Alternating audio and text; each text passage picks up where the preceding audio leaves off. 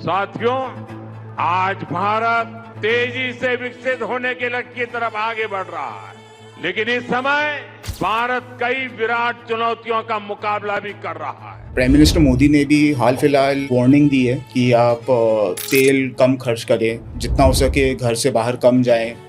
साथियों, हमें petrol diesel का उपयोग कम करना होगा। हम सोने के गहने नहीं खरीदेंगे। मार्केट्स आपको क्या लगता है कहाँ तक जा सकती है या क्या इम्पैक्ट पड़ेगा? कोविड में काम हो रहा था पर घर से बैठ के काम हो रहा था, जूम मीटिंग्स हो रही थी, लोग ऑनलाइन मीटिंग्स कर रहे थे। अभी दिक्कत क्या है कि अब मैं चाहूं भी मैं फैक्ट्री शायद नहीं चला पाऊंगा अगर ऐसे ही क्रूड ऑयल की, क्योंकि मैं इतनी महंगी गैस अफोर्ड नहीं कर सकता। आज अगर मेरा रुपया मार्केट में लगा हुआ है, आज अगर मैं म्यूचुअल फंड में लगाया हूँ, किसी शेयर में लगाया हूँ, शुड आई स्टे इन्वेस्टेड और should I take my money out? Situation कितनी खराब है ग्राउंड रियलिटी में दिख रही है, तो आपको थोड़ा सा इस टाइम पे कॉशियस रहना चाहिए, क्योंकि हो सकता है कि जिस सेक्टर में आप इन्वेस्ट कर रहे हैं, जिस कंपनी में आप इन्वेस्ट कर रहे हैं, उसको काफी ज्यादा है। तो सर, जैसे वॉर का सिचुएशन चल रहा है, एज एन इन्वेस्टर आप किस सेक्टर्स में रुपया लगाना चाहोगे? देखिए, पहले आपको देखना पड़ेगा कि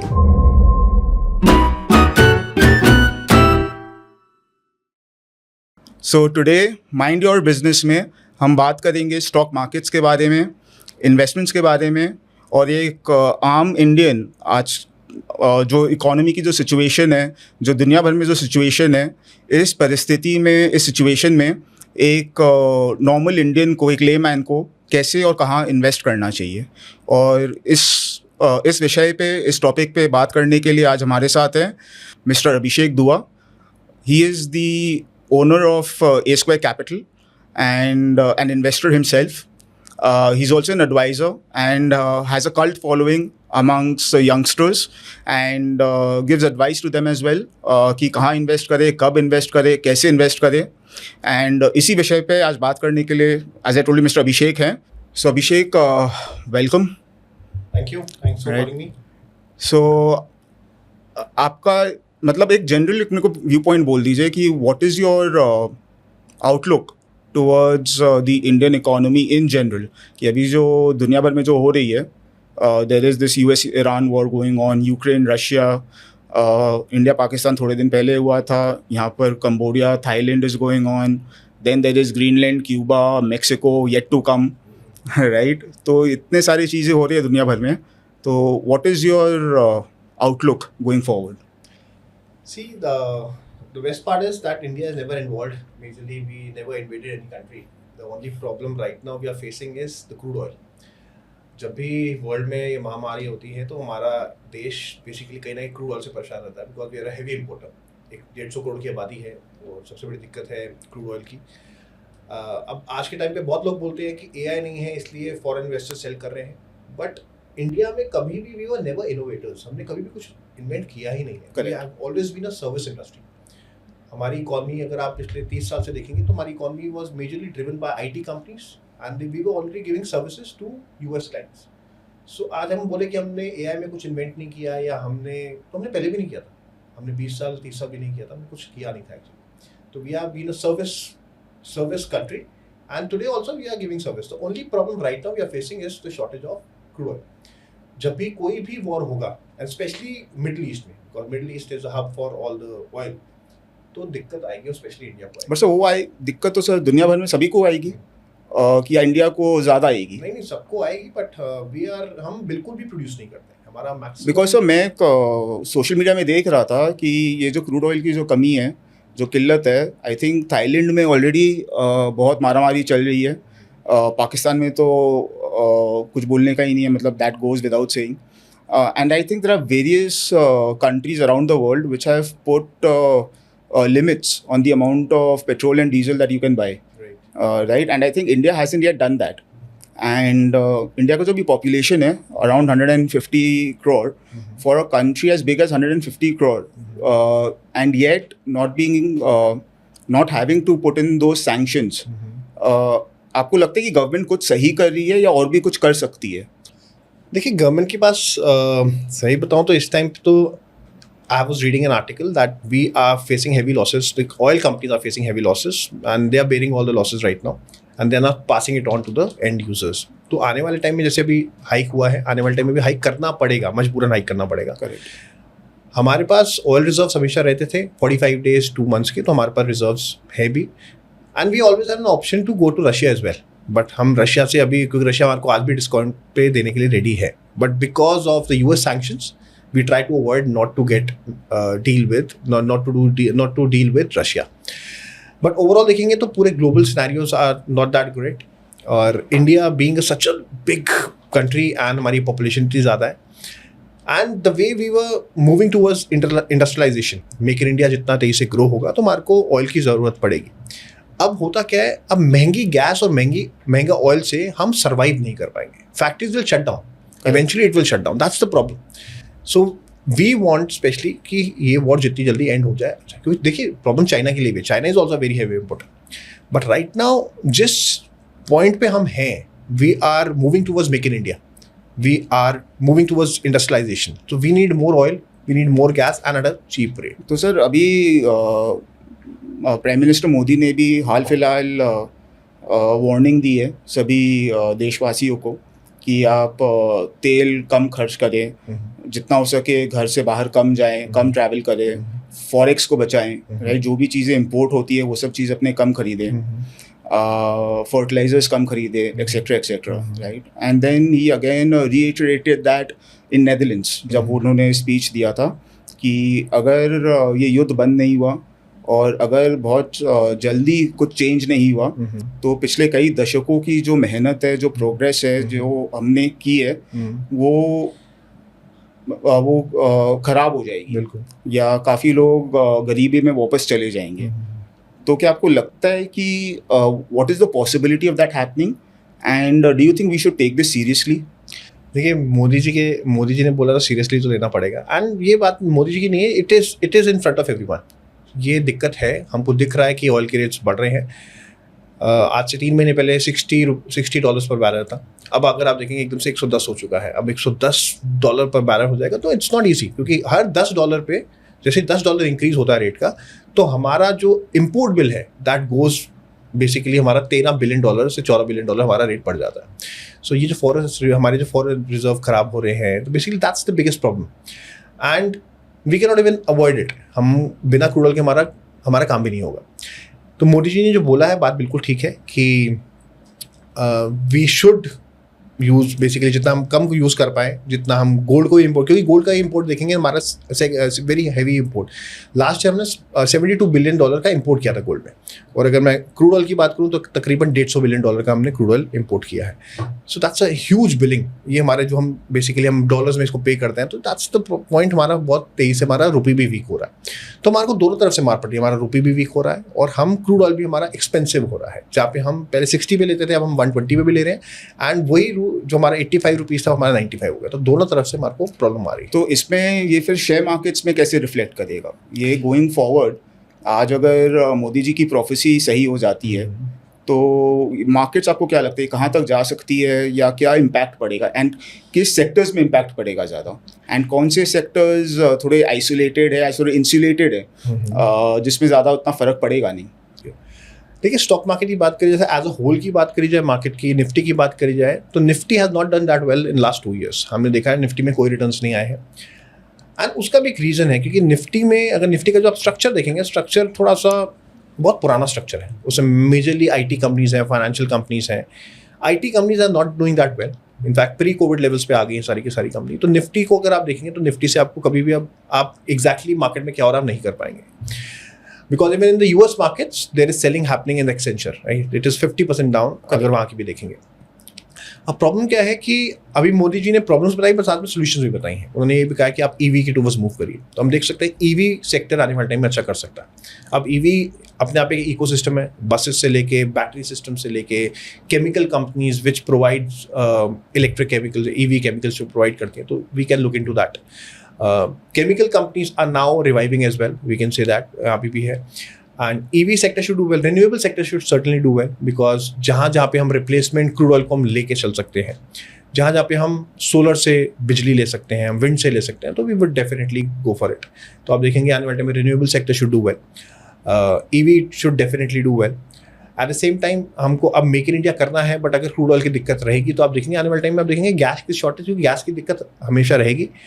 क्रूड ऑयल की दिक्कत रहेगी तो आप देखेंगे बड़ी सारी फैक्ट्रीज हैं शट डाउन होने की, and that is the biggest problem actually. Sir EV के बारे में मेरे को अभिषेक ये बताइए कि ईवी स्पेसिफिकली अगर आप जो सेक्टर की बात करते हैं, मेरे को ये लगता है कि आजकल नई टेक्नोलॉजीज भी आ रही है, हाइड्रोजन कार का भी बात हो रहा है जहाँ पर by product is water, right? So wouldn't these new technologies replace the EV technology, और am I thinking too far ahead? देखिए, the problem with hydrogen is not a new technology. Hydrogen काफ़ी पुरानी टेक्नोलॉजी, जैसे solar कोई नई चीज़ नहीं है, solar बहुत पुराना है, but now we have started adopting because the cost of electricity have come down. 2010 की बात करूं तो cost of electricity by solar was way too high, correct. तो अब आप उसको अफोर्ड नहीं कर सकते थे, बट आज आप अब देखेंगे सबके घरों में रूफटॉप सोलर लग रहा है। क्यों? Because now you can afford it. Similarly hydrogen is a solution, but जो आज के टाइम पे पर केजी हाइड्रोजन है that is very expensive. If you are extracting hydrogen, अगर आप हाइड्रोजन प्रोड्यूस कर पा रहे हैं तो जब कॉस्ट ऑफ प्रोडक्शन है that is too high. So if we can get it down, because everybody is working on it, Ambani's are working, Adani's are working, Tata's are working, everybody is working on it. क्योंकि green hydrogen का भी बहुत बात हो रहा है। बिल्कुल green hydrogen है, इनफैक्ट सरकार ने बजट में ग्रीन हाइड्रोजन पे एक स्पेशल बजट भी निकाला है। लास्ट 3 साल से बहुत एग्रेसिव है सरकार, बट अभी तक अगर देखें ग्राउंड रियलिटी देखें तो we have not done anything else, because अभी हम बातें कर रहे हैं, बजट भी हमने सैंक्शन किया है, but we have not seen any hydrogen trucks और hydrogen cars which is on the road. So we are still, in fact Gadkari ji आए थे पार्लियामेंट में हाइड्रोजन कार्ड में, राइट। हाँ, वो टोयोटा की गाड़ी आई थी, बिल्कुल टोयोटा की थी। तो नॉट मेक इन इंडिया, नहीं, नॉट मेक इन। देखिए, वैसे तो अब अगर आप कुछ भी देखेंगे, हमारे यहाँ पे क्लॉज बन गए हैं, बड़े सारे गवर्नमेंट की पॉलिसीज हैं कि अगर आपको इंडियन मार्केट को एक्सप्लोर करना है, any company wants to explore Indian market, so they have to do make in India, correct, right. अगर LG इलेक्ट्रॉनिक्स भी है तो कहते हैं कि आप यहाँ पे फैक्ट्री आप लगाएंगे। अगर आईफोन्स भी आज इंडिया में बन रहे हैं, बट दिक्कत कहाँ पे है? आज आप कोई भी आईफोन यूज करते हैं, every iPhone is make in India, but the problem is the components use for making in India वो सारे इंपोर्ट हो रहे हैं। तो it is more of assemble in India. आप देखेंगे, आप कोई भी फोन देखेंगे मेक इन इंडिया है, बट प्रॉब्लम है असेंबल इंडिया। तो अभी भी जो 80% इंपोर्ट है वो बहुत बड़ा पेन पॉइंट है हमारे लिए। तो अगर आप देखेंगे, चाइना ने इस पर बहुत काम किया, चाइना ने लिथियम पे बहुत काम किया है। US was very smart because they identified that जिसके पास ऑयल होगा आने वाले टाइम में वो कंट्री आगे जाएगी, तो उन्होंने बहुत अच्छा मिडिल ईस्ट में अपना काफ़ी अच्छी पकड़ बनाई। Eight the same time China को समझ में आ गया कि जितने भी क्रिटिकल मिनरल्स हैं, लिथियम है, इसके बिना this is a new oil. आने वाले टाइम में अगर आपको बैटरीज बनानी है तो आपको लिथियम का आपके पास लिथियम एक्सप्लोरेशन होनी चाहिए। यहाँ पे चाइना ने बहुत अच्छा काम किया है। इनफैक्ट साउथ अमेरिका हो या ऑस्ट्रेलिया हो, जहाँ पे भी उन्होंने एक्सप्लोर किया कि लिथियम है, वहाँ पे उन्होंने उस कंट्री के साथ एक पार्टनरशिप कर ली, एक स्टेक ले लिया। आई थिंक चाइना का अगर आप बात करें, I feel China has already overtaken US in terms of technology, definitely, right. उनका अगर आप टेक्नोलॉजी देखें, दे आर डेकेड्स अहेड। मतलब मैं US का तो नहीं पता, but China if you compare it with India, they are decades ahead, and the reason is the kind of investment and the kind of expenditure they do on R&D। आज R&D में क्या होता है, it is a very very risky bet, right, or risky thing to undertake in terms of investing your own capital, right. तो आज के date में जो चाइनीज़ गवर्नमेंट जो हेल्प करती है या जो इंसेंटिव्स देती है R&D के पॉइंट ऑफ व्यू से, या R&D अगर आपका फेल भी हो गया, कुछ नए आप इनोवेशन नहीं भी ला पाए, but they try and cover that expenditure और cushion the losses, right. I think India also needs to spend a lot on the R&D front. India में प्रॉब्लम यही है, अगर आप देखेंगे, इनफैक्ट इजराइल की अगर मैं बात करूँ, Israel is such a tiny country, correct. इतनी छोटी कंट्री के होने के बाद उन्होंने बहुत इन्वेंशन करी है, बहुत, but they came up with a policy, government came up with a policy that okay, foreign investors are invited, they can invest in a startup, and if there is a loss, we are ready to cover that, and अगर profit है तो profit आप लेके जाइएगा, right. So that's why it's a win win situation for investor. India में problem क्या है कि इंडिया में इन्वेस्टर जो पैसा डालता है वो पहले ही देखता है मेरे रिटर्न्स कितने आएंगे। Absolutely, everybody is looking for the returns, but अगर वो आप, हमने बहुत सारी कंपनीज देखी हैं, आज भी यहाँ पे थोड़े इन्वेस्टर का माइंडसेट चेंज हो रहा है, बट अभी भी मैक्सिमम इन्वेस्टर्स वही हैं, दे वांट रिटर्न्स। अच्छा, मेरे को 3 साल में कितना आएगा, 4 साल में। 100% वो पर्सनल प्रॉपर्टी है, पर्सनल आज वो मेहनत से कमाया हुआ रुपया है, तो आप मतलब कॉमन सेंस है, या मतलब कॉमन साइकोलॉजी, अगर आप कुछ भी इन्वेस्ट करेंगे you would of course think of returns, right? Because यहाँ पर कोई चैरिटी करने तो बिजनेसमैन बैठे नहीं, सीएसआर से आप कर सकते हैं, बट सीएसआर में the pool is very limited, right? You don't have, क्योंकि आज R&D में कोई भी आईपी क्रिएट करने में, आईपी मतलब जिनको नहीं पता, इंटेलेक्चुअल प्रॉपर्टी क्रिएट करने में the kind of investment which is needed, बिना गवर्नमेंट के सपोर्ट के I don't think the scale वो अचीव हो सकता है, या जो कंट्री को जो लीप लेना होता है वो लीप लिया जा सकता है। सो एनीवेज वो तो सर मेरा पॉइंट ऑफ व्यू था। बट सर आपको क्या लगता है कि अगर ये प्रॉब्लम जैसे आती है ये और जो वॉर है और लंबा खींचती है, एंड ऑफ कोर्स जैसे आप बोले क्रूड ऑयल में किल्लत आती है, अवेलेबिलिटी कम है, एक्सेट्रा एक्सेट्रा, फैक्ट्री शटडाउन होती है, ले ऑफ्स होते हैं, इन्फ्लेशन बढ़ती है, कॉस्ट ऑफ गुड्स बढ़ती है, एक्सेट्रा, क्या ये सिचुएशन कोविड से भी बदतर होने वाला है, या you think covid was worse and this will be not as bad? देखिए कोविड में अगर आप देखेंगे, कोविड में क्रूड ऑयल इनफैक्ट आपको फ्री में एक टाइम पे आ गया था, राइट? The rate was like almost zero. The point is covid में लोगों को ये नहीं पता है करना क्या है। People were at home just to avoid कि ये चीज़ें बढ़ ना जाए, राइट? बट कोई प्रॉब्लम नहीं थी। यहाँ पे एक जेन्युइन प्रॉब्लम है कि एक रॉ मटेरियल है जो कि बहुत ही नेसेसरी रॉ मटेरियल है, उसका कॉस्ट बहुत बढ़ गया और उसके बिना आप इकॉनमी नहीं चला सकते हो। बिना क्रूड ऑयल के आपका पेट्रोल नहीं बनेगा, आपका डीजल नहीं बनेगा, आपको ट्रांसपोर्टेशन नहीं होगी, तो everything is linked with crude oil. और ऐसी बात नहीं है, अगर आप 80s की बात करें, 80s में भी एक बार हुआ था ऐसा ही, क्रूड ऑयल का रेट एकदम शार्प, तब भी वहाँ पे 70s में हुआ था, I think it's was around 80 may be 78 79, because and that time Brazil came up with a solution that was ethanol blending. It's ethanol blending. Correct. That time they came up with a solution that we'll come up with the ethanol blending, because like India, Brazil also very much into sugar. वहाँ की अभी sugar production बहुत ज़्यादा होती है, तो उनको लगा इतनी शुगर हमारी प्रोडक्शन होती है तो why don't we use it in a better way. And they knew it कि ये क्रूड ऑयल के रेट जैसे बढ़ेंगे तो मार्केट्स जाएंगी, अनएम्प्लॉयमेंट बढ़ेगी. So then they came up with a solution on ethanol blending. Now the problem in India is we are into ethanol blending. We have been discussing ethanol blending, but we cannot see anything which is, अब हम बोल रहे हैं E20 आ गया है, 20% आपका ethanol है, E10 आ गया है, but somehow वो ग्राउंड पे दिखता नहीं है। वो अब हमने ये भी देखा बीच में एक पॉलिटिशियन की वो था, वो हमने we have seen everything, right? So the problem is कि हमको पता है कि we are heavy importers of crude oil, but सरकार को उसके लिए कुछ अब दिक्कत है। Now we should work on a solution. ये आज हुआ है, कल भी हो सकता है, राइट? और ये ईरान की जो सिचुएशन है, उनकी जो जोग्राफिकल लोकेशन है, हमेशा उनकी एडवांटेज रहती है। आज उन्होंने स्ट्रेट ऑफ हॉर्मुज ब्लॉक कर दिया है। अब मैं कह रहा हूँ चलो अब ये रिलीज हो जाता है, क्रूड ऑयल वापस 60 पे आता है, but it's can happen again in 2 years, correct, दोबारा हो सकता है, एंड वील बी अगेन, हम कहीं दोबारा उसी सिचुएशन में आ जाएंगे। अब प्रॉब्लम क्या है कि ये चीज़ पहली बार नहीं हुई है, ये 80s में भी हुआ, 70s में भी हुआ, और जब भी मिडिल ईस्ट में कोई भी प्रॉब्लम आती है तो क्रूड ऑयल के रेट शार्प राइज करते हैं।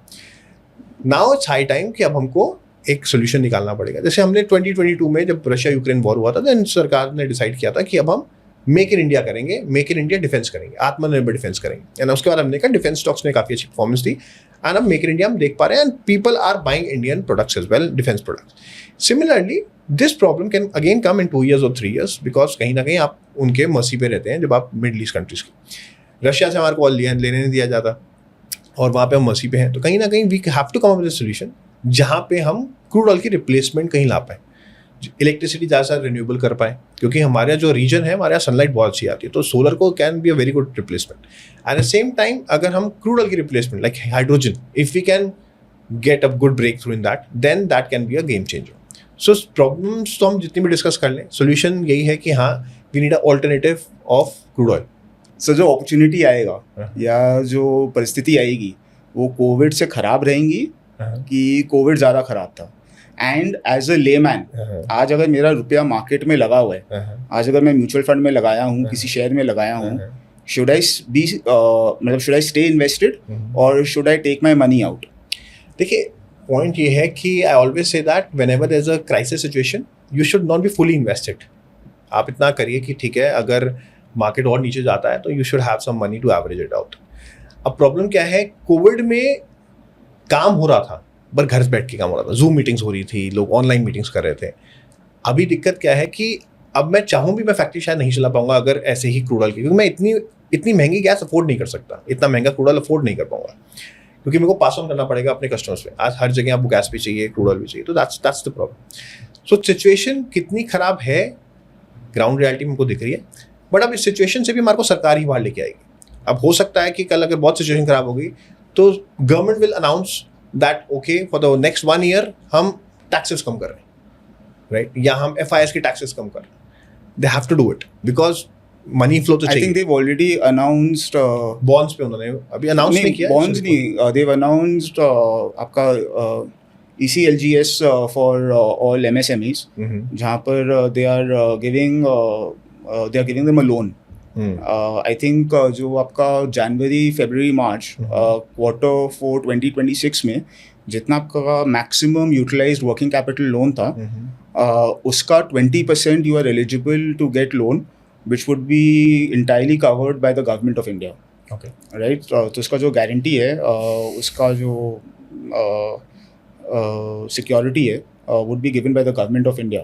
So that is something, and this is the 5th edition of it. जो पहला edition था वो कोविड के टाइम आया था, and they just introduced that, right? So 20% of your maximum working capital usage in Q4 of 2026. So आप जो बोल रहे हैं, I think government उस दिशा में already काम करना चालू कर दी है। करना ऑप्शन नहीं है, government has to do something, because आज देखिए आप कितना पेन एक मिडिल क्लास की फैमिली को देंगे। दिक्कत तो आएगी।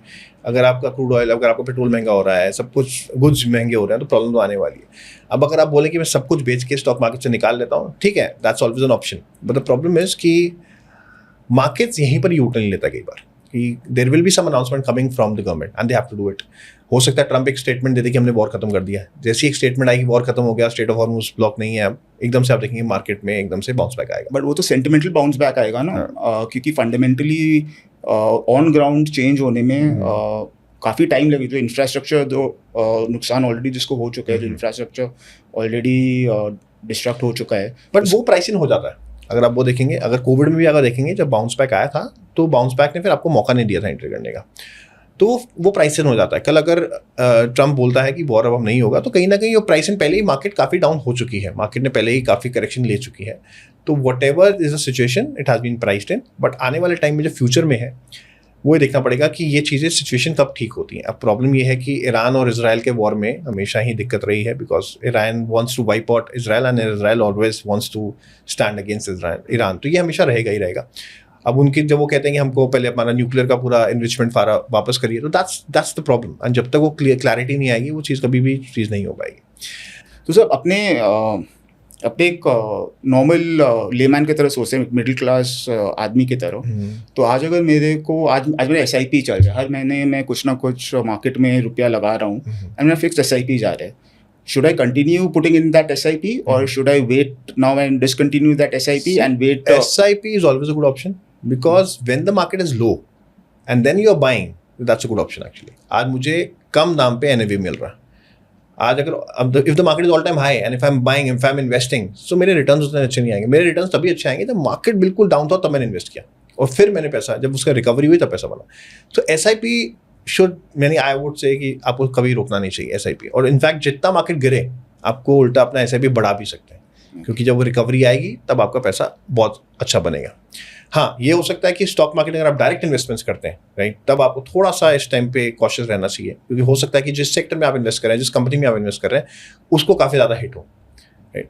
क्योंकि म्यूचुअल फंड्स होते हैं, म्यूचुअल फंड अच्छी तरह डिवाइड करते हैं पैसे को, उनको पता है कि ठीक है इस टाइम पे ये सेक्टर शायद ना चले, बट अगर आप डायरेक्टली किसी कंपनी में इन्वेस्ट करते हैं, दैट कैन रियली, वहाँ पे प्रॉब्लम आ सकती है। बट ओवरऑल देखेंगे तो SIP आपको नहीं रोकनी चाहिए। सर यूजुअली जब वॉर होता है एंड अपने यूजुअली देखें दैट द कमोडिटी मार्केट, जैसे गोल्ड हो गया, सिल्वर हो गया, is usually inversely proportional to the stock market.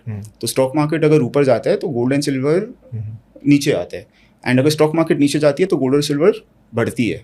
But this time दोनों ही गिर रही है। वॉर में आपका मार्केट्स भी गिर रहा है, गोल्ड और सिल्वर भी गिर रहा है। सो व्हाट हैज चेंज, मतलब ये क्यों हो रहा है? देखिए, पहले आपको देखना पड़ेगा कि गोल्ड ने लास्ट ईयर बहुत अच्छा राइज किया था, बिकॉज अगर आप देखेंगे कि एंड गोल्ड जब इतना हाइक करता है वो आपके और मेरे बाइंग से नहीं करता, रिजर्व बैंक जब बाइंग करते हैं, यानी जब बैंक्स बाइंग करेंगे, बड़ी बड़ी बाइंग होगी, तभी वो इतना हाइक करेगा। बिकॉज जितना स्पाइक लास्ट ईयर गोल्ड ने किया उतना मेरे ख्याल से कभी हिस्ट्री आकर देखेंगे इतना स्पाइक नहीं हुआ। Correct. So basically banks were looking it as a alternative solution, because they had lost trust in US dollars. Maximum लोग US डॉलर में इन्वेस्ट करते थे। डॉलराइजेशन का था। हाँ, तो अब उनको लगा कि ठीक है, let us put our money in gold. तो गोल्ड में एक बहुत अच्छा स्पाइक आया। सिल्वर की बात इसलिए भी करी गई है कि हाँ, सिल्वर में अब वो इंडस्ट्रियल यूज़ के लिए भी होता है, अब गाड़ियों में भी यूज़ होता है, अब आप कुछ भी यूज़ कर रहे हैं। कॉपर की बहुत डिमांड बढ़ गई है, because electronics without copper you can not make. Transformers हैं, कोई भी जितनी भी इलेक्ट्रिकल चीज़ें होंगी, आपको कॉपर चाहिए होगा, तो कॉपर की डिमांड बहुत तेज़ी से बढ़ी है एंड रेट है। अब इसमें एक प्रॉब्लम भी आता है, अगर कॉपर के रेट बहुत बढ़ जाएंगे, राइट, अगर कॉपर के रेट सिल्वर के रेट बढ़ जाएंगे, क्योंकि वो लास्ट में यूज हो रहे हैं, it is not now only a investment purpose, right, ये मैं सिर्फ इन्वेस्टमेंट के लिए नहीं कर रहा हूँ, correct, I am using it as for my electronics goods as well. अगर कॉपर की डिमांड बढ़ जाए, कॉपर के रेट बढ़ जाएंगे, तो मेरे इलेक्ट्रॉनिक्स आइटम बढ़ जाएंगे, राइट, मेरी हर चीज़ बेसिकली एक्सपेंसिव हो जाएगी। तो प्रॉब्लम क्या है कि कमोडिटी के रेट जब बढ़ते हैं तो इन्फ्लेशन भी बढ़ती है, क्योंकि हर चीज़ महंगी होगी और वो एक बहुत बड़ी दिक्कत आएगी। तो हाँ, ये है कि पहले लोग क्या करते थे, इनफैक्ट हमारे बड़े बुजुर्ग भी कहते थे कि जब आपको नहीं समझ में आता तो आपको गोल्ड में इन्वेस्ट, पहले गोल्ड की इन्वेस्टमेंट के लिए किया जाता कि ठीक है इन्वेस्ट कर लिया जाए, बट अब सिर्फ इन्वेस्टमेंट्स नहीं रह गई हैं। अब आप देखेंगे कमोडिटी में भी यूज़ हो रहा है, हर जगह इंडस्ट्रियल यूज़ में भी सिल्वर हो रहा है, कॉपर यूज़ हो रहा है, उसकी डिमांड बहुत बढ़ गई है, तो उस वजह से भी एक हाइक आ रहा है। एंड अगर आप उसको बहुत बढ़ने भी देंगे तो वो भी आप ही को अफेक्ट करेगा, because at the end of the day you are the consumer also, तो आपको करना होगा। लेकिन सर अभी जितना अनसर्टेनिटी जितना चल रहा है वर्ल्ड ओवर में, don't you think it is a wise decision to invest? मतलब आज अगर कोई आम आदमी हो, वो तो बोलेगा कि मैं अपना पैसा गोल्ड में लगाता हूँ, अनसर्टेनिटी है, गोल्ड हमेशा हिस्टोरिकली एक तो सेफ हेवन रहा है, सेफ बेट रहा है, तो मैं वॉर हो रहा है मैं लगाता हूँ, वो मतलब एटलीस्ट मेरा पैसा जो है सुरक्षित रहेगा, अगर मैं नहीं भी बढ़े तो एटलीस्ट सेफ, राइट। बट अभी तो गोल्ड उल्टा ही चल रहा है, वो तो डाइव ले रहा है। नहीं, डाइव ले रहा है, ठीक है, but again it's a safe asset, क्योंकि लिक्विडिटी बहुत अच्छी है, आपको कभी दिक्कत नहीं आएगी। सरकार ने इसलिए भी बोला है कि अभी आप गोल्ड मत लीजिए, क्योंकि हमारा वहाँ भी इम्पोर्ट बिल काफ़ी बढ़ जाता है, तो एक दिक्कत ये भी है, but it is a safe asset. आज भी ऐसा नहीं है कि गोल्ड में पिछले साल जो इन्वेस्टमेंट्स हुई हैं they were all time high, and आज भी गोल्ड के लिए कभी भी चाहे वो गिर भी रहा है, people are ready to buy, because उसके लिए बाय द डिप में भी कोई लोगों को दिक्कत नहीं आती, उनको पता है कि ठीक है it's safe asset, so they don't mind buying it. तो मार्केट्स नीचे जा रहे हैं, उसमें मैं रुपया लगाने में हेजिटेट कर रहा हूँ। गोल्ड मोदी जी ने बोल दिया मत लो, सिल्वर भी मत लो, तो सर एक आम आदमी फिर पैसा लगाए कहाँ? अभी तो सबसे सेफ एसेट जो है वो है गवर्नमेंट बॉन्ड्स, क्योंकि सरकार एक ऐसी है सर, किसी दिन अगर आप बोल दिया आज सबसे सेफ एसेट क्रिप्टो है, उस दिन दुनिया पूरा पलट जाएगी। नहीं, गवर्नमेंट बहुत ज़्यादा सेफेस्ट एसेट, क्योंकि गवर्नमेंट अगर खत्म है तो वैसे ही आपका पैसा ही खत्म है, आपकी करेंसी जीरो हो जाएगी। आज अगर आप ईरान की करेंसी देखेंगे, it has no value now. अब पॉइंट ये है कि गवर्नमेंट के बॉन्ड सबसे सेफ होते हैं, उससे ज़्यादा सेफ कुछ नहीं होगा अगर आप गवर्नमेंट बॉन्ड्स लेंगे, क्योंकि government is running your country. अभी क्या इंटरेस्ट दे रही है गवर्नमेंट बॉन्ड्स? डिफरेंट बॉन्ड्स हैं, बट यूजुअली जो सेफ बॉन्ड्स आते हैं, जैसे पोस्ट ऑफिस, बड़े सारे बॉन्ड्स अलग अलग आते हैं, तो 7 to 8% है। तो सर अगर एक स्टूडेंट को जो कॉलेज जा रहे हैं, जो पॉकेट मनी सेव कर रहे हैं, अगर उनको कुछ पैसा लगाना है या बॉन्ड्स खरीदने हैं, हाउ शुड दे स्टार्ट? कैसे, मतलब वो बॉन्ड्स कहाँ से खरीदे?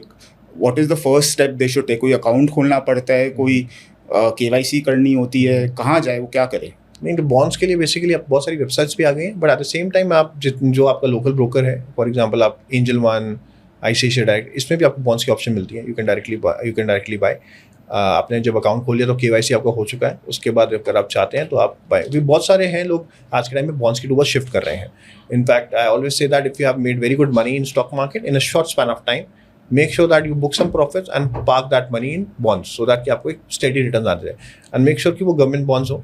ये गवर्नमेंट बॉन्ड्स आपके कहीं जाने नहीं वाले, और अगर गवर्नमेंट अगर चली गई तो वैसे भी सब कुछ ही चला गया, फिर आप लगाइए ना, आपके कोई आप बैंक्स में डूब जाएंगे, तो आपको बैंक्स में, क्योंकि बैंक्स में पैसा सेफ नहीं रहेगा, तो गवर्नमेंट बहुत ज़्यादा सेफेस्ट, क्योंकि वो कुछ नहीं जा सकते। अंडरस्टूड। तो सर वापस कि अगर मैं इन्वेस्टिंग जर्नी अपना चालू करना चाहता हूँ, एंड आज मुझे ये अनसर्टेनिटीज दिख रही है दुनिया भर में, number 1, what is the first step that I should take in terms of starting my investment journey? And number 2, अब सब फॉर्मेलिटीज़ कंप्लीट हो गई, अकाउंट खुल गया, सब हो गया, right? Now when I start investing, what are the different instruments in which I can invest? तो एक हो गया सब शेयर मार्केट, एक आपने बोला बॉन्ड मार्केट, एक हो गया आपका sir commodities, gold, silver etcetera. अब सर बहुत सारे और क्या इंस्ट्रूमेंट्स हैं जहाँ पर एक आदमी इन्वेस्ट कर सकता है? देखिए, म्यूचुअल फंड्स तो है ही हैं आपके पास, ETF भी है, ETF is also an option, जो आप डायरेक्टली ETF क्या होता है सर? बेसिकली ये it is kind of a mutual fund only and it is like exchange traded fund होता है, इसको एक्सचेंज ट्रेडेड फंड बोलते हैं. एंड ये आपको डायरेक्ट जितने भी कंपनीज हैं, यानी कि निपॉन का भी होगा, आपका एक्सिस का होगा, सबका होगा. It is like different. For example आपने एक ETF लेना है, निफ्टी 50 का ETF लेना है. Okay. निफ्टी जैसे मूव करेगा आपका भी वो ETF ऐसे मूव करेगा. It is directly proportional to. So what is the difference between Nifty 50 and ETF? दोनों में फ़र्क क्या है? बेसिकली निफ्टी को आप वैसे अगर आप खरीदना चाहेंगे, जैसे अगर आप उसमें 50 कंपनीज हैं, सारी कंपनीज आप नहीं ले पाएंगे, राइट. ये आपको 50 रुपये में मिल जाएगा एक ETF, राइट. बट अगर आप एक एक कंपनी का एक एक शेयर भी लेंगे तो you have to spend around almost 10 lakh rupees to buy one. अगर आप उसको और उसको ही परसेंटेज वाइज से देखेंगे, क्योंकि किसी का परसेंटेज 10% है, किसी का परसेंटेज 2 है. तो अगर आप पूरा, अगर आप उसके पहले तो आप, क्योंकि फ्रैक्शन शेयर्स मिलते नहीं है यहाँ पे, आपको एक एक शेयर भी लेना पड़ेगा. तो you will end up investing around more than 10 lakh rupees to buy at least one share of all the 50 companies. यहाँ पे क्या है, जितना आपका वेटेज है उसी के हिसाब से एक ETF बना दिया गया है. तो आप इजीली जाके ETF खरीद सकते हैं आपको. और उसको एक्सचेंज ट्रेडेड फंड इसलिए बोलता है कि आप डायरेक्ट आप एक्सचेंज जाके खरीद सकते हैं. आप NSE BSE पे जाएंगे, आप ETF डालेंगे, आपको सारे ETF मिल जाएंगे. उसमें भी डिफरेंट टाइप के ETF है. अगर आप डायरेक्ट निफ्टी 50, अगर आप चाहते हैं कि निफ्टी के अकॉर्डिंग मेरा रिटर्न्स आने चाहिए, तो आप निफ्टी के अकॉर्डिंग कर सकते हैं. फॉर एग्जांपल अगर निफ्टी ने एक साल में 10% दिया तो आपका ETF भी 10% देगा, राइट. और वैसे आप कभी भी निफ्टी को कॉपी कर ही नहीं पाएंगे, आप एज अ ह्यूमन नहीं कर पाएंगे. तो आपको ETF ही लेना पड़ेगा. एंड ETF भी डिफरेंट टाइप के आते हैं. उसमें स्मॉल कैप इंडेक्स है. तो आप जो आप कर, मतलब ये सब तो सर रिटेल इन्वेस्टर्स के लिए हो गया. अब सर जैसे आजकल सब कोई सर नाम लेते हैं अंबानी जी का, अदानी जी का, वॉरेन बफेट का, बिल गेट, जकरबर्ग. सर आजकल तो उससे नीचे कोई नाम, बाकी तो सब गरीब लोग हैं, ठीक है ना. अमीर तो यही 10-15 लोग हैं. तो सर अगर किसी को वहाँ तक पहुँचना है, आज वो क्या अलग करते हैं जो एक आम आदमी नहीं करता, या how do they invest which we should follow आज के टाइम पे? वो कैसे मतलब for example I don't know, जैसे for example sir private equity हुआ, या वेंचर फंड्स हुआ, या AIFs हुआ, राइट, या आई डोंट नो और भी कुछ हुआ. तो सर आज एक आम आदमी या एक नॉर्मल कॉलेज जाता हुआ जो स्टूडेंट है या जो नौकरी करता हुआ कोई आदमी है, सर वो कैसे ये सब जो इकोसिस्टम है, इस इकोसिस्टम में वो कैसे पार्टिसिपेट करे एंड कैसे अपना जर्नी चालू करे? देखिए, अगर आपको उस लेवल पे पहुंचना है तो आप कभी भी इन्वेस्टिंग से आप इतनी आसानी से नहीं पहुंच सकते. You have to be an entrepreneur. इन्होंने अपनी वेल्थ क्रिएट करी है अपने बिजनेस से. Now they invest. आपका business should be a primary source of income, जहाँ पे आप अच्छा पैसा बना रहे हैं. And once you started making money, and अगर आप बिजनेसमैन हैं, आप बिजनेस समझने में लग जाएंगे. इन्वेस्टमेंट का मतलब ये नहीं कि मैंने कोई भी शेयर ले लिया. इन्वेस्टमेंट का मतलब है you have to understand the business, you have to understand the economy, and where is the economy going, and आने वाले 5 साल में you have to be a visionary. तो ये राकेश झुनझुनवाला हुए या वॉरेन बफेट हुए, उनका भी आई थिंक ये सेम फंडा ही है. हाँ, तो अगर आप देखेंगे Rakesh Jhunjhunwala, he became famous because of Titan. तो he invested in Titan in 2002, and उस टाइम पे उन्होंने जो पैसा लगाया था, एंड उस टाइम पे Titan, he said that it is a organised jewellery store now, right. तो बेसिकली हमारे यहाँ पे कोई ऑर्गेनाइज्ड ज्वेलरी ब्रांड नहीं था. तो he invested, Tata was a trusted brand, तो he invested and he made huge money. So कहीं ना कहीं you have to be a visionary. वो देख पा रहे थे कि ये इंडस्ट्री, ज्वेलरी इंडस्ट्री बहुत बड़ी बनेगी आने वाले टाइम के अंदर. सिमिलरली वॉरेन बफेट की अगर आप देखेंगे, उनका एप्पल का अगर आप देखेंगे, अगर एप्पल हटा देंगे उनकी पोर्टफोलियो से तो उनके इतने अच्छे रिटर्न्स नहीं आएंगे. तो you need one big multibagger in your portfolio, जो आपको लगता है आने वाले टाइम में. सर आई थिंक मेरा जो पॉइंट ऑफ व्यू है वो ये है कि सर कोई भी अगर स्टॉक मार्केट में इन्वेस्ट करता है, they look at it as a casino. उनको या तो पैसा डबल चाहिए, ट्रिपल चाहिए, या वो बोलेंगे भैया ये रुपया, मतलब what I am trying to say, उनको ओवरनाइट उनको अमीर होना है, या ओवरनाइट वो चाहिए कि स्टॉक मार्केट में लगाया हूँ तो एक हफ्ते में 5% रिटर्न आना चाहिए, या महीने भर में मेरे को 20% रिटर्न चाहिए. So that expectations are not realistic. And जो भी रुपया लगाते हैं, स्पेसिफिकली अगर कोई इंडिविजुअल शेयर में लगाते हैं, the investment is basis a tip कि इसमें लगा दो, कोई फलाना ने बोला है इसमें लगा दो, ये 10 टाइम्स हो जाएगा 2 साल में, इसमें लगा दो ये उसमें हो जाएगा. And without researching about the company, without going through the fundamentals, without speaking to the management, वो उस कंपनी पे रुपया लगा देते हैं. एंड वहीं पर है जहाँ पर रुपया डूबता है, राइट. एंड मैंने जो देखा है, जो बड़े इन्वेस्टर्स है वो कभी भी टिप के बेसिस पे तो लगाते ही नहीं है, वो आप छोड़ दीजिए. बट जिस कंपनी में लगाते हैं, नंबर 1 वो बड़ा दाव लगाते हैं, राइट. तो उनका कन्विक्शन इतना ज़्यादा होता है उस कंपनी में, उनको वैल्यूएशन पे इतना भरोसा होता है कि वो बोलते हैं मैं इसमें लगाऊंगा, मैं बड़ा दाव लगाऊंगा because I am sure what I am doing. And number two, they are always in contact with the management of the company, right? So they are always following management क्या decisions ले रही है, industry में क्या हो रहा है, economy में क्या हो रहा है, company के अंदर क्या हो रहा है, तो उनको हर step और stages की खबर रहती है. So उन लोग जो investment करते हैं वो informed way में करते हैं and एक strategic viewpoint से करते हैं. Whereas a common man वो tip के basis पे दूसरे के advice पे जो खुद ही आपका एक्सपर्ट नहीं है उनके बेसिस पे इन्वेस्ट करते हैं. And I think that is where the disconnect is. देखिए यही प्रॉब्लम है. अगर मैं आपको बताऊं कि there not many good businesses. Stock market में भी कंपनीज हो सकता है कि 2x 3x हो जाए, but that doesn't mean it's a very good business. अच्छे बिजनेस में, और हर रोज बहुत अच्छे बिजनेस नहीं बनते, राइट? अगर आप एक मार्केट में भी जाएंगे तो 100 शॉप्स, अब वो भी बिजनेस कर रहे हैं, बट वो आपको 10x नहीं दे सकते. The point is you have to identify the business. You have to understand कि ये business कितना strong है. क्या ये business पहली बात अपने आप को survive कर पाएगा अगले 5 साल में? जितना competition है, जितनी तेज़ी से टेक्नोलॉजी बदल रही है. आज TCS देखो, आज IT कंपनीज देखो, 50% down, right? Because of AI की adoption जब से हुई है, सारी IT कंपनी प्रेशर के अंदर. बट उनको कितना टाइम लगा यहाँ तक पहुँचने में? They were very big companies and now they are struggling. The point is today if I'm investing in a company, my first question is can this company survive for the next 5 years? क्या economy इसको ready है और क्या ये economy के साथ grow करेगा? तो अगर आप सेक्टर समझ सकते हैं कि कौन से सेक्टर में, क्यों, because you have to be a visionary. जैसे मैंने कहा कि आप देख पा रहे हैं कि इकोनॉमी देख पा रहे हैं कि 2035 में क्या होगा. अगर आज इन्वेस्ट कर रहे हैं, अगर आप पहली बात तो अगर आपको लग रहा है कि ये कल डबल हो जाएगा, तो वो तो बहुत बड़ी बेवकूफ़ी है. डबल ऐसा कुछ नहीं होता. आपका स्टॉक सिर्फ तब डबल होगा जब उसका प्रॉफिट्स डबल होंगे. अगर उसके प्रॉफिट्स नीचे जा रहे हैं और अगर आप सोच रहे हैं आपका स्टॉक बढ़ जाएगा, तो नहीं होने वाला. Your stock price has to be directly proportional to your profits. अगर कंपनी के प्रॉफिट्स 10x होते हैं, 1 करोड़ से 10 करोड़ होते हैं, तो आप 10x भी एक्सपेक्ट कर सकते हैं.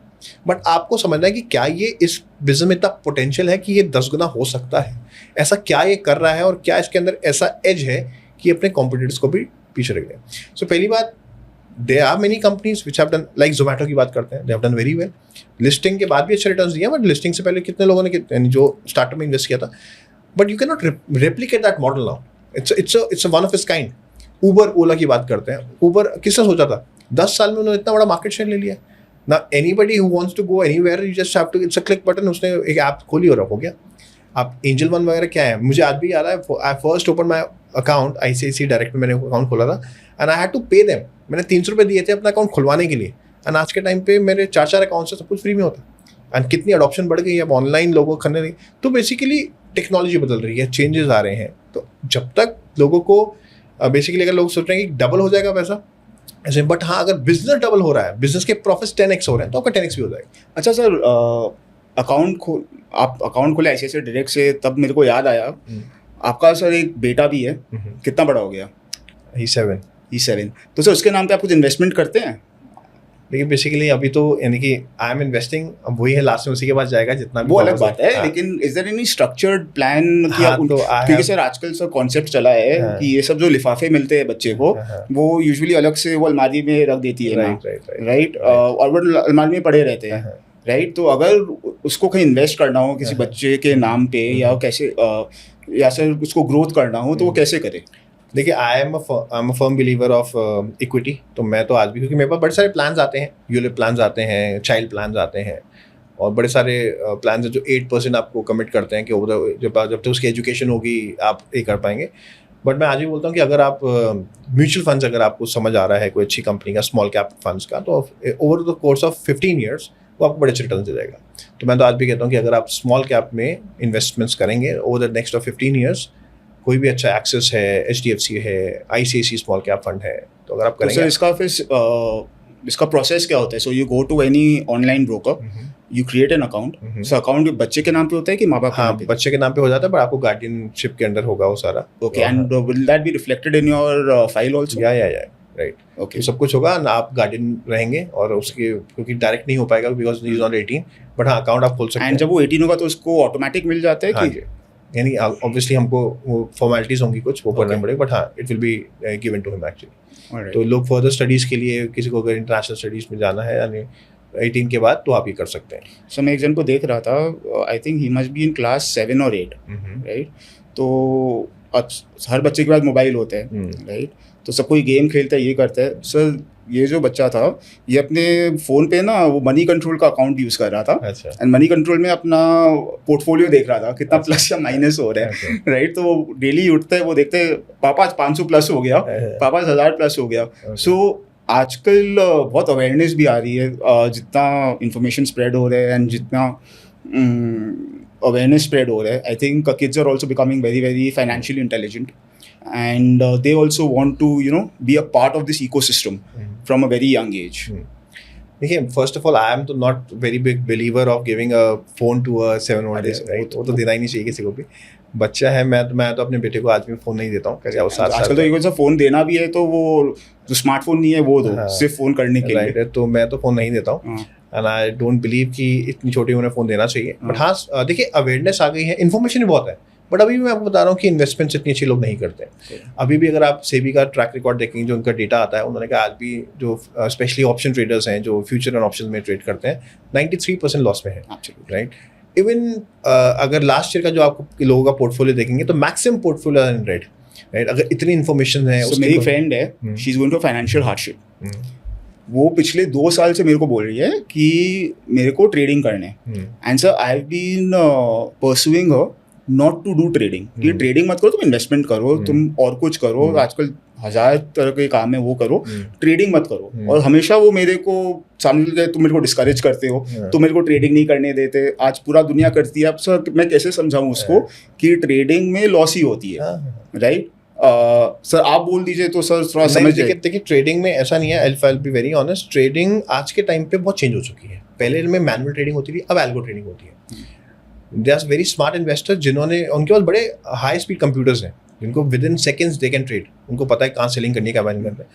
तो उन्होंने बड़े हाई स्पीड कंप्यूटर्स को काम करते हैं and it is maximum done by all the FIs and DIs, जो कि इंस्टीट्यूशंस हैं जिन्होंने प्रॉपर एल्गो ट्रेडिंग कर रखी है।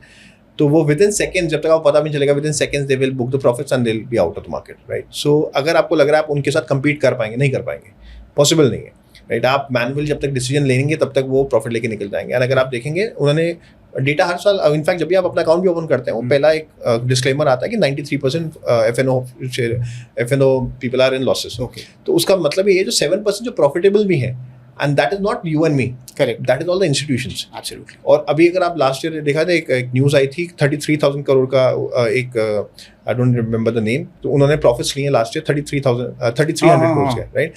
सो द पॉइंट इज ये 3300 करोड़ ने कहाँ से लिया? ये बेसिकली जो रिटेल इन्वेस्टर जो इन्वेस्ट करता है, ये लॉस करता है और वो सारा प्रॉफिट लेके जाते हैं। उसके अगेंस्ट में कुछ केस वेस भी, हाँ जी बिल्कुल हुआ था।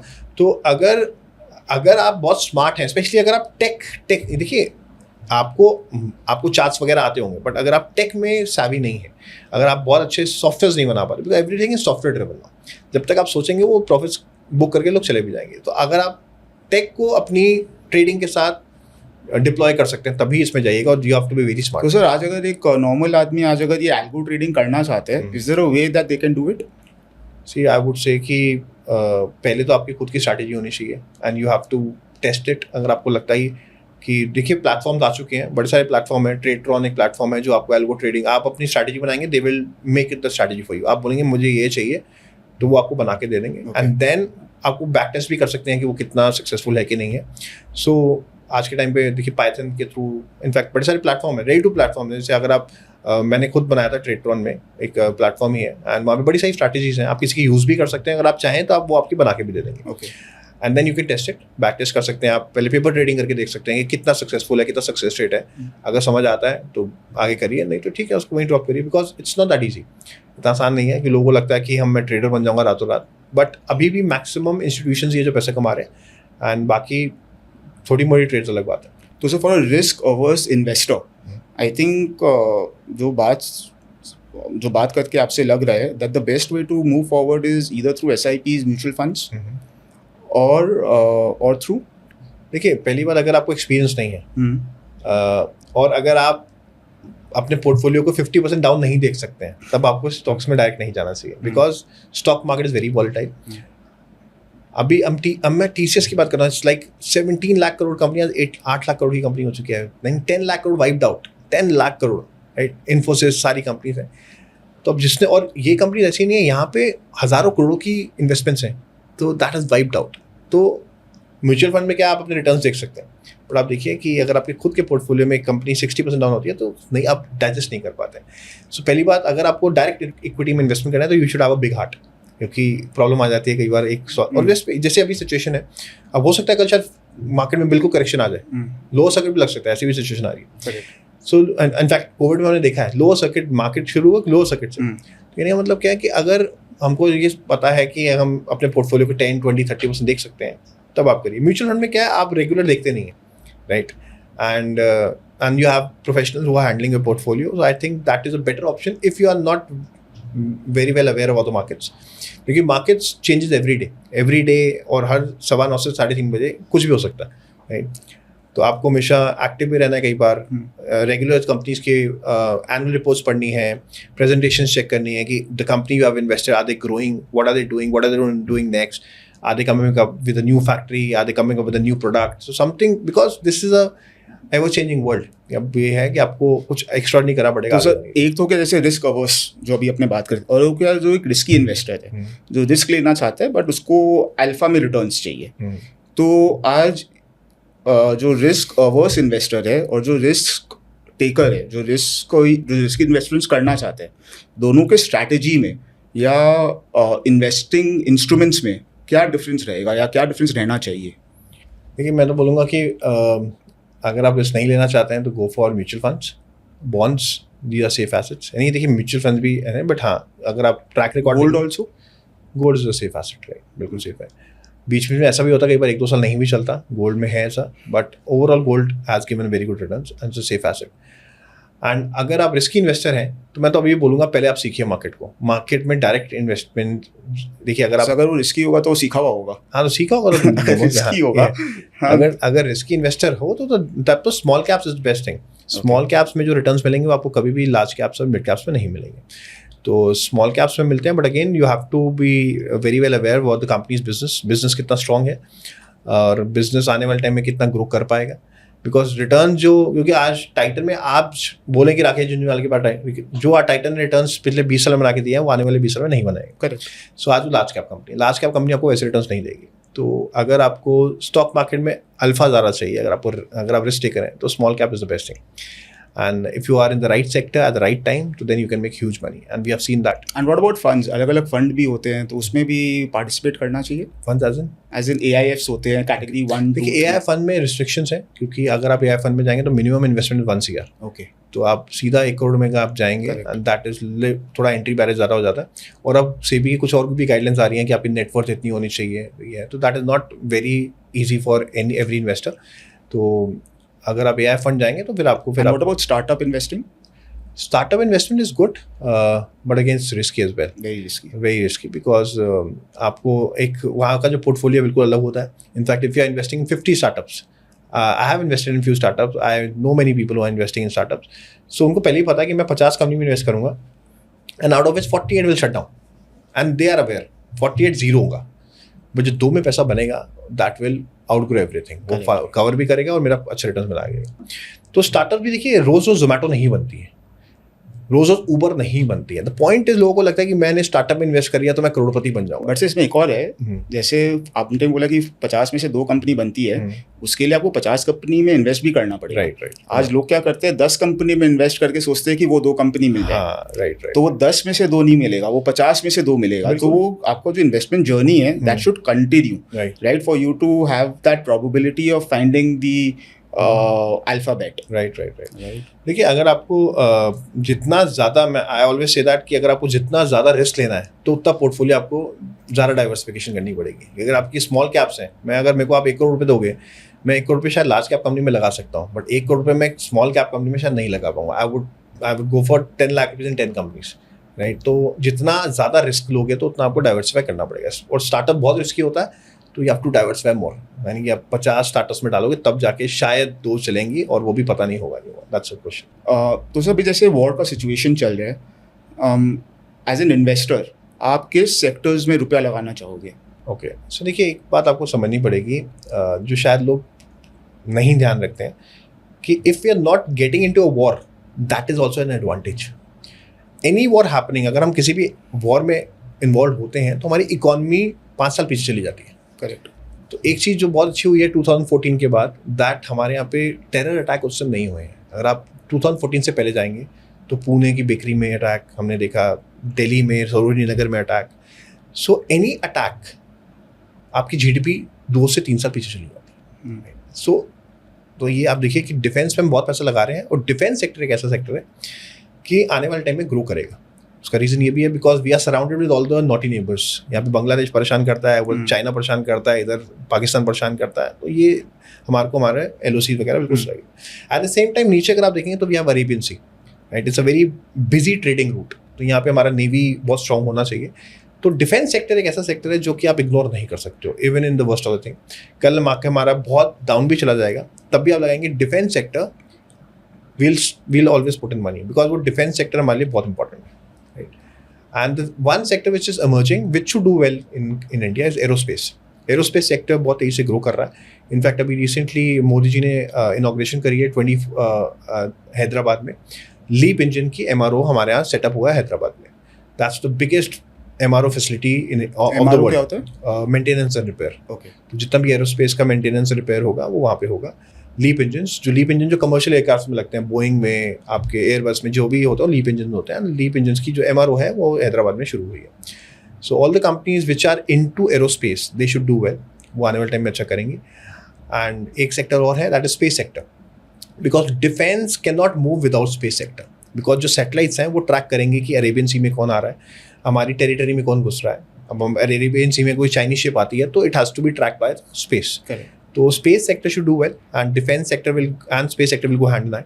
तो अब आने वाले टाइम में देखेंगे स्पेस सेक्टर में बड़े सारे मल्टीवैगर्स बनेंगे, एरोस्पेस में काफ़ी मल्टीवैगर्स बनेंगे, because these are new sectors. And again we are talking about the vision 2035. So when you say aerospace, is precision engineering also part of that? या तो अगर आप एरोस्पेस में हैं तो प्रिसिशन इंजीनियरिंग जो, अगर आप देखिए, again we are a service country as we told. हमारे पास खुद के वी डोंट मैन्युफैक्चर बोइंग. हमारा बोइंग खुद का नहीं है, IP we don't have, Airbus भी हमारा नहीं है, but we can manufacture part for them, and that's what we are doing. The companies which are making airfoils for them, right. जो उनकी अगर आप देखेंगे कॉइल्स हैं, वो सारी हमारी इंडियन कंपनीज अब मैन्युफैक्चर कर रही हैं. So that is the thing which will grow to precision engineering companies, which will really do well in coming years. And aerospace sector is booming, and आप देखेंगे aerospace काफ़ी चल जाएगा. जो मैं इसमें ऐड करना चाहूँगा या मैं आपसे पूछना चाहूँगा, so what about battery manufacturing, batteries, Exide हुआ या देखिए again the problem with battery manufacture is, क्योंकि लिथियम बैटरी की बहुत डिमांड है, बट लिथियम हमारे इंडिया में नहीं बनता. We don't have lithium. We import lithium from China. That's the biggest problem. And what about automobiles? Automobile sector, देखिए India is a growing market. एक जो सबसे बड़ा एडवांटेज इंडिया में है, that's the young population. That's why everybody wants to come to India, because हमारा demographics is the biggest advantage. Because अगर आप बाकी यूरोपियन कंट्रीज देखेंगे, जापानीज कंट्रीज देखेंगे, तो वहाँ पे दिक्कत कहाँ पे आ रही है, वहाँ पे पॉपुलेशन कम हो रही है.